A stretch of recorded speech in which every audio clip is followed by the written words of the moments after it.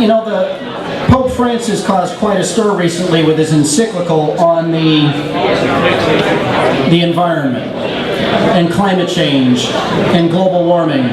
And we all heard about how the Pope has now weighed in on the moral imperative to protect the environment. But what nobody in the media has reported on, except for those of us who are on conservative radio, is that the Pope said it makes absolutely no sense to be on a crusade to save the environment if you're pro-abortion, if you allow lives in the womb to be innocently taken for whatever reason.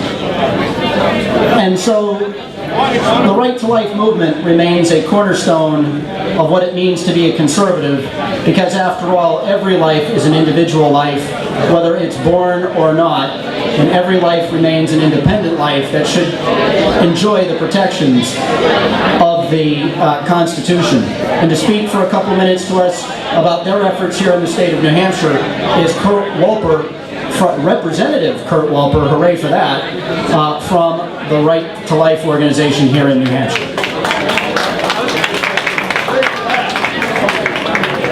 Hooray for that. So I want to say thank you, Ed. Rich. You want me to put that up? No, I don't know. Sounds good to me. Okay. So, all right. So I want to take Rich's introduction and just take that a little step further. So first of all, I am Colonel Wuelper. I'm here representing New Hampshire Right to Life. And you all should know New Hampshire Right to Life is in fact the only just pro-life organization in the state of New Hampshire. We advocate for the protection of innocent human life from conception until natural death, without exception at all. Every human life is a human life. Every human life is valuable and needs to be protected. So, I like what Rich said about any good conservative will be pro-life. I want to take that a step further and say this. I was taught, and I think most of us in this room were taught when we were in school, that this country, the United States of America, is the only country that was ever built on an idea. And that idea is that God gave us inalienable rights, and it's the purpose of government to protect those rights. The first of those inalienable rights was the right to life. So therefore, if you don't believe that it's the purpose of government to protect that innocent life and to protect every life, then I say you're not American. Because you don't believe in the idea that is America. But we'll just set that aside and go on. So every individual life deserves to be protected. New Hampshire is one of the worst states and one of the worst countries in the world for protecting the preborn. We have no law. We have no law in our state that protects the preborn in any circumstance.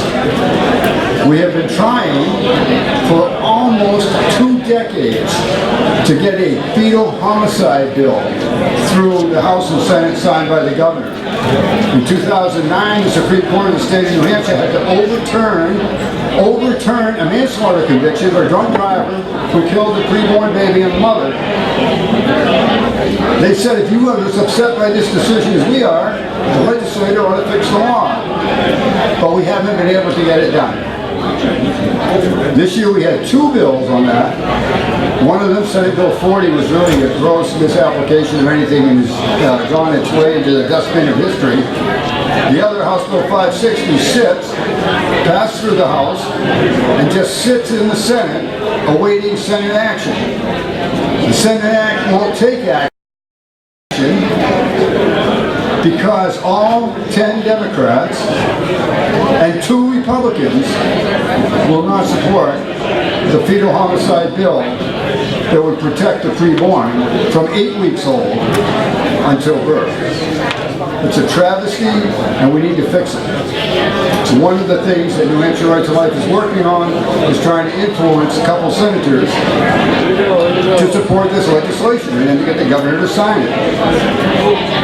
Who? Jerry Little and Nancy Stiles. There's some question about Jeb Bradley, but Jeb Bradley has supported this exact language before. When as part of the history, that's 4 years ago, We passed the same bill as House Bill 560 right now, and it went to Governor Lynch, and he vetoed it, and we failed to override his veto in the House by 3 votes. Had we succeeded in the House, the Senate would have voted, and Senator Bradley was part of that, would have voted to support it as well. You want me to get done, don't you? Okay, so I have to get done. So here's what I can tell you a couple of things. September 18th and 19th at the Crown Plaza in Nashua, Bringing America Back to Life in New Hampshire. There's a convention. There'll be international and national speakers there. September 18th and 19th at Crown Plaza in Nashua, Bringing America Back to Life.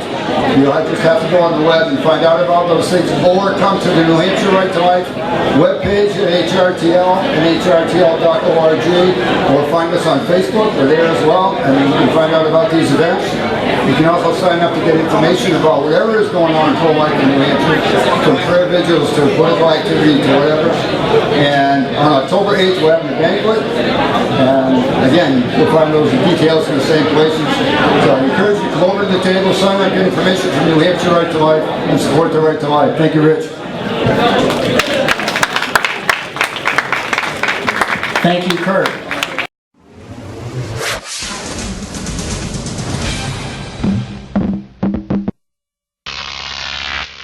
Croc TV.